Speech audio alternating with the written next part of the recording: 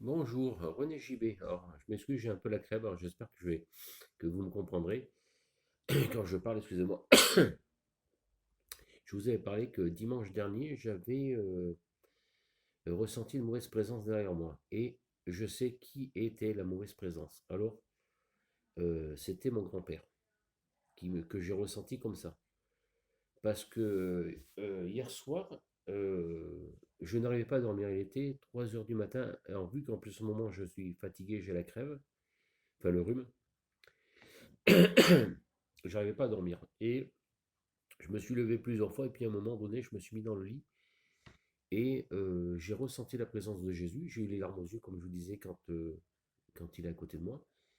Et alors donc j'étais dans mon lit, et je me suis vu ici, là, sur la table où c'est que je vous parle à ce moment-là, mais j'étais assis de ce côté-là, à côté, à droite, à gauche. Et en face de moi, j'ai vu un visage qui m'est apparu. Je pense que enfin, c'était mon grand-père.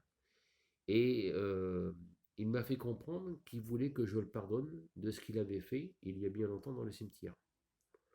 Alors j'ai dit, tu sais, Pépé, je dis, moi, je lui ai dit, si ma maman, donc Christiane, te pardonne, je te pardonnerai, il n'y a pas de souci. Voilà, c'est tout. Et, il s'est alors dans ma vision, il s'est approché de moi, il a traversé la table, il est passé derrière moi, il m'a dit merci. Et il est parti, par derrière, là-bas. Et donc après, j'ai dit à Jésus, je dis pardonne-lui de m'avoir parlé. Et après, j'ai vu Jésus qui était à côté du frigo, qui était comme quand, dans ma vision, comme quand il est apparu pour la mort de mon papa, avec les cheveux mi-longs. Et alors par contre, je ne voyais pas réel. J'ai vu son corps, mais j'ai pas réellement vu son visage, puisque c'était les cheveux étaient, comment on appelle ça? Comment je pourrais vous dire? Il avait les cheveux blancs et les yeux blancs aussi. Euh, pas marron clair, mais une apparition, voilà. Je l'ai vu comme ça. Et après, je me suis retrouvé dans le lit, et je vous dis, et il était à côté de moi, enfin, il était à côté de moi, je ne le voyais pas, parce que je le vois pas, enfin, ça fait depuis 2019 où je ne le vois plus trop, mais il était là, il était à côté de moi, et j'avais, entre parenthèses, pardonné à mon grand-père. Puis après, j'ai eu une autre vision où je voyais mon grand-père qui allait voir ma maman pour essayer de lui demander pardon. Voilà. Mais je pense qu'il serait bon, enfin, je lui ai pardonné, c'est pas de sa faute à lui.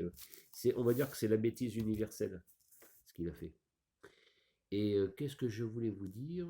Mince, je voulais vous dire quelque chose d'autre. Pareil sur la vision que j'ai eue.